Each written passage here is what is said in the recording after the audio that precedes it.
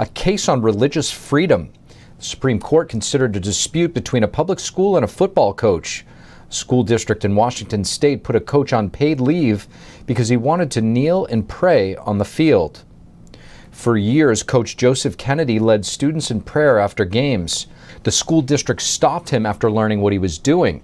Kennedy's lawyers say the Constitution allows him to pray on the field, with students free to join. But the school district argues that the coach's religious speech interfered with students' rights who may have felt pressured to pray, opening the district to a potential lawsuit. At issue is whether Kennedy's prayers amounted to governmental speech or a private act separate from his official duties. Kennedy is appealing a lower court's ruling that sided with the school district. The Supreme Court is expected to make a decision before its summer recess. Jay Richards is a senior fellow in religious liberty and civil society at the Heritage Foundation, and we're happy to have him on to discuss. Jay Richards, thank you so much for joining us on the Capitol Report. My pleasure. Jay, Coach Joe Kennedy, a high school football coach at Bremerton High School in Washington State, his case is heading to the Supreme Court, where both sides are arguing religious liberty is at stake. What can you tell us about this case? Well, Coach Kennedy's actually been through an ordeal that's lasted almost 8 years. I mean, it's really a simple case. He had pledged to God as a Christian that he was going to pray by himself after every football game at Bremerton High School, and so he would do that by himself. He'd pray at the 50-yard line. Initially, it was just him kneeling and praying silently, and then over time, some students and different people asked if they could join him. He said, "Sure. I mean, it's a free country. You can join me if you want." So this was not him inviting people. It was people joining in, and even other players sometimes for some games from opposing teams. So it's really not in any way disruptive, and clearly not a government endorsement of religion. But the school district in Bremerton, Washington decided, well, this is too much of an explicit display of religion, and so they kept adding conditions which he would do his best to meet. But essentially, eventually they were basically saying, okay, you can't express your religious beliefs in any way during school time, and so essentially forbade him even from doing a silent private prayer after a football game. And so they first suspended him and then actually fired him. And so this has been going through the courts now for years, to the district court and to the Ninth Circuit Court of Appeals. It's finally reached the Supreme Court, which I think I'd say is probably good news in the long run for Coach Kennedy. Jay, you touched upon it a few times where you basically said that this coach here was individually, expressing his religion. Could this lead to individual expressions like this, say, of people wearing a cross or, say, a yarmulke being purged from our schools? I think it's absolutely the case. In fact, I think that implication is precisely why the Supreme Court has taken this up, because the Bremerton School District essentially said that he can't express his religious belief while on school time. Now, that might, in his case, it was a silent prayer kneeling after a football game, but as you said, it could be a cross or a yarmulke or just any sort of indicator of religion, so that we've moved since the infamous case banning school prayer in 1962, which said official school prayer in schools was unconstitutional. We moved from that to, in Bremerton School District, essentially a hostility to any public display of religious belief, no matter how voluntary. And so I think the Supreme Court recognizes that that's a dangerous bridge to cross. And frankly, my own view is that we've moved way past the actual guarantees and promises of the First Amendment to explicit hostility toward religion in the public square. Jay, sometimes when we see these high-profile cases, I think it gives us the impression that these are isolated instances or incidents. Is this part of a greater culture war that's been going on? I think this has honestly been happening for over 50 years. The famous case of Engel in 1962, as I mentioned, banned school prayer, something that had been practiced from the beginning of the American experiment, non-sectarian prayer to God. God has never been in the American experiment treated as a merely private or sectarian thing. God is a public reality that we recognize in our public institutions. And so we started with a ban on even non-sectarian prayer. And now these just really blatant acts of, frankly, hostility toward religious expression even when it's entirely voluntary. I mean, it would be one thing if the coach were making the prayer a requirement for his football team or something like that. But here we're dealing in the most explicit way with a voluntary prayer in which no one's being coerced. He's doing it after the game. And so I think the Supreme Court is noticing this trend, and I'm really hopeful that they will help restore the original constitutional balance in which we don't prohibit the free exercise of religion in the course of avoiding an establishment of religion. Jay, if you could you just put the separation of church and state into the proper context for us?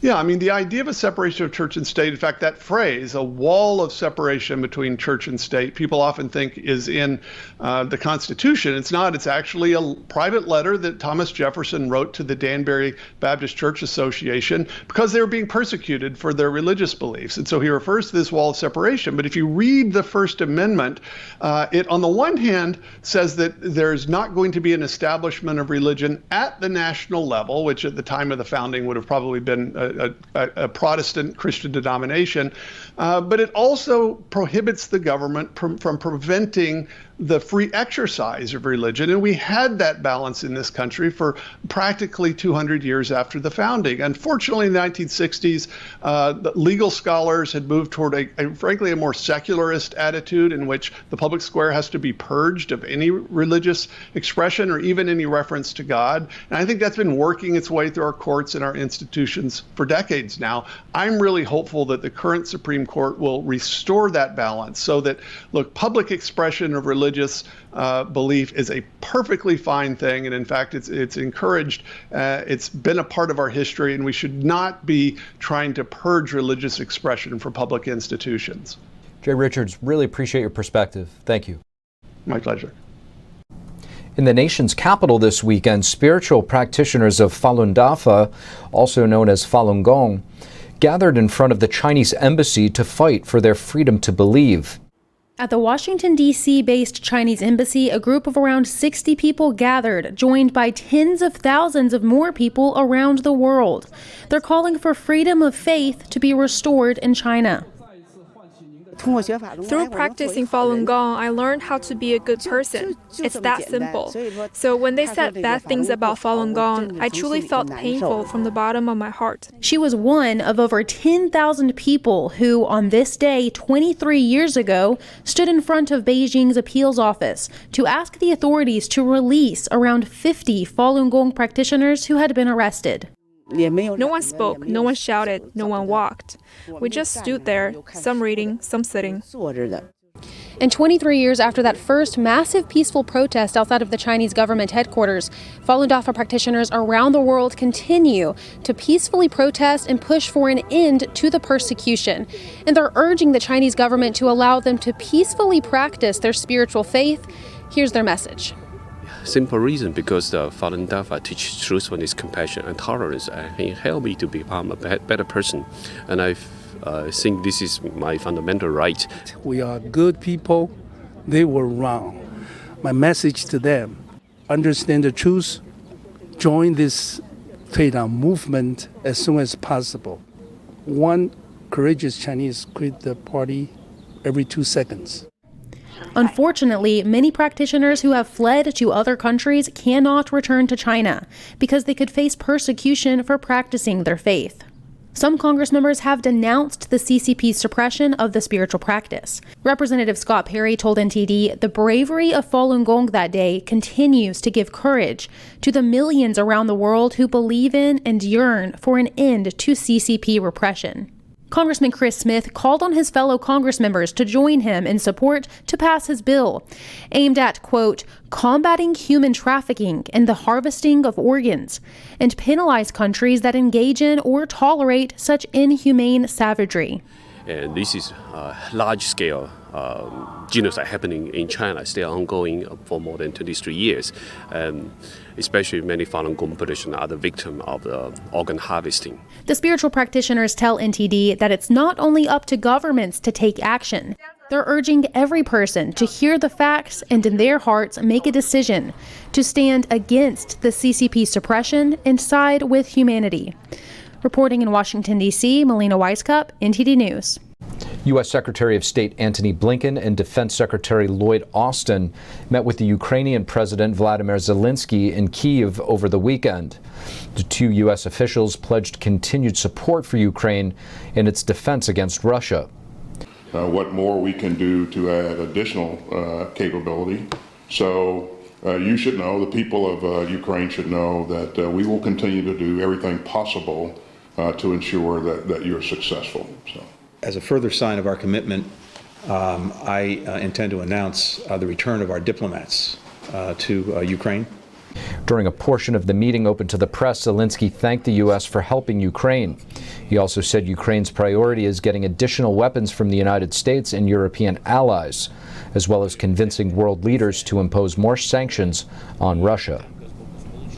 And former President Trump is being held in contempt of court by a New York judge. He's now required to pay a $10,000 fine every day until he turns in documents that were requested by New York's Attorney General Letitia James.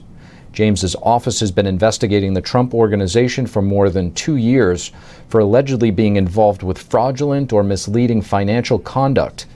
For this investigation, Trump has been asked to provide documents, but so far has not done so. Trump's lawyers have said the document requests were overboard and that Trump simply does not have the types of written communications that are being sought. Trump's attorneys also note that he has produced hundreds of thousands of documents already. Now he's required to pay tens of thousands of dollars in fines until the New York court is satisfied. But Trump's lawyers say they will appeal the judge's ruling. Amid Russia's invasion of Ukraine, the FBI says the U.S. is facing an unprecedented level of espionage from Beijing. The biggest threat we face as a country from a counterintelligence perspective is from the People's Republic of China, and especially the Chinese Communist Party. Speaking in a Sunday CBS interview, FBI Director Christopher Wray said the current scale of Beijing's espionage and cybersecurity threats is unprecedented in history. He also noted China has a hacking program larger than that of every other major nation combined. They have stolen more of Americans' personal and corporate data than every nation combined. Wray says that the FBI is opening a new China counterintelligence investigation about every 12 hours, and there are well above 2,000 active cases already. Meanwhile, CIA Director William Burns was also warning of Beijing's unique threats just a week ago. A silent partner in Putin's aggression, Xi Jinping's China is our greatest challenge, in many ways the most profound test that CIA has ever faced. Burns identified China as the single greatest geopolitical challenge in the 21st century. In the last few years, Beijing has hacked at least 150 U.S. companies to steal secrets. It is trying to increase its nuclear arsenal to 1,000 warheads. It has detained 1 million of its own citizens simply because they are Muslim, and arrested thousands more in Hong Kong for peacefully supporting democracy. Meanwhile, several U.S. senators are pushing for the Department of Justice to reinstate a Trump-era program dubbed the China Initiative to fight spying from Beijing. And here to assess the threat of Chinese espionage with first-hand knowledge of the lengths that the CCP goes through to influence our leaders in the highest levels of government, we have Solomon Yu, committeeman for Oregon's Republican National Committee. Solomon Yu, thank you so much for joining us on the Capitol Report. Happy to be with you, Steve. Solomon, the FBI Director Christopher Wray just recently appeared on 60 Minutes, where he said that China is the biggest counterintelligence threat facing the United States. Do you concur? And if so, how? Absolutely, I concur, and I have first-hand knowledge of that. If you check your signal, I sent you 2 pictures. One of the pictures, the gentleman's name is David Wang. David Wang is chairman of Chinese Americans for Trump 2016 from Los Angeles. I got a call from Intel community that David Wang also was involved in patriotic Chinese and students and tourists to demonstrate against Filipino Consul General's office in Los Angeles because Filipinos did a demonstration against Chinese embassy in Manila that year. And so he is a green card holder, Chinese national. So he did he organized a Chinese, patriotic Chinese demonstration in front of Filipino Consul General's office in Los Angeles. Now, the minute I learned this, next thing I learned was he became RNC major donor for RNC event featuring then Vice President Pence. At that event, his guest was Ms. China from Beijing. The second picture you will see, he was introducing Ms. China to all RNC male donors. Those are major donors. And table by table, Ms. China was giving out a business card. That's the business card. Invite all RNC major donors to visit her in Beijing, China. When you see this, you know that is a honey trap. Yeah, it's there. It happened, and every day. It's unbelievable. The level of infiltration, I think it would just kind of blow people's minds if they actually knew. And so with that in mind, a few months ago, the Justice Department said that it is stopping its Trump-era China initiative due to the name being offensive to Asian Americans.